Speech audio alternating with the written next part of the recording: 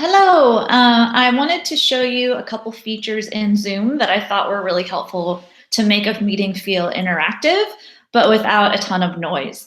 I was going through my Zoom settings and I noticed them. I'm not sure if they're new.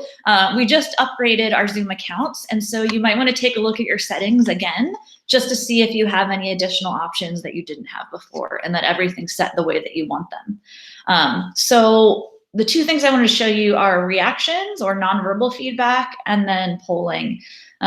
So reactions, I mean, really quickly, you can see my screen. There are a couple options here. There's a thumbs up, there's clapping, and there might be some other options here depending on your settings. And they have like away, there's could you go slower, could you go faster? There are a limited number of options that are all things like that that are, appropriate, but that students can click on to give you feedback on how the lesson's going and how they're feeling. So I encourage you to encourage them to use that rather than to yell out. Another thing I wanted to show you is how to use polling. So that's a pretty cool option to get just a sense of the class in terms of how they're feeling. It could be silly or it could be serious. So you could ask a poll on how's everybody feeling today? Or you could actually have a small informal pop quiz in there just to get a sense of if people are getting the material. So if you click on polling, I did this earlier. If you haven't created one, oh, there we go. So I created a couple. If you haven't created one at all, then this will pop open your Zoom profile.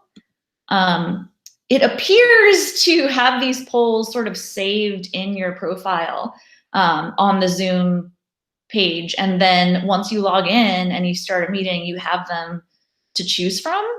So you can create a new one if you want here. And then ask and put your title in here. So whatever you want your title to be, type your question. And then here, single choice means they can choose only one answer. Multiple choice means they can choose more than one. So if you want them to pick just one out of all of the options, or if you want them to have multiple as the option. So once you're done, you can hit save, and then it will be an option here. I've created two as I've been playing, so I'm gonna go with one of those two. So I started one saying, how's everybody feeling this week? And let me go back to this part. And I also did one, what's everyone's favorite animal, dog or cat? And then, you can pick which one you want. So I'm gonna go with animals. And when you're ready, as the organizer, you'll hit launch poll.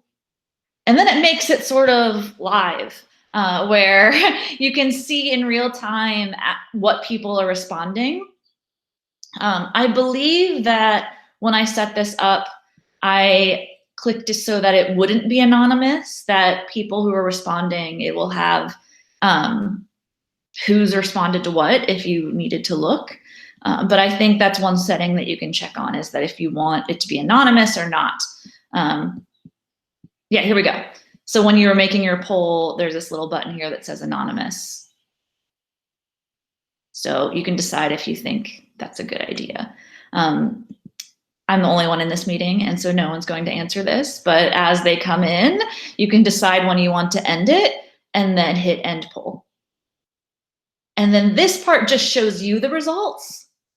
So this is you just seeing it, but if you want everyone in the meeting to see the results, you have to hit share results. There we go. It says sharing poll results in green. So that means that people in the meeting are now viewing poll results. So it's just a pretty cool feature, I thought, if you wanted to ask either a silly question or a serious question and just get a sense of how things are going in a meeting without people shouting out. I just thought it was a cool feature that you could use. You can hit stop sharing. And yeah, again, you can hit edit if you want to add a new poll. It looks like your old ones are saved here if you want to reuse them again and relaunch them.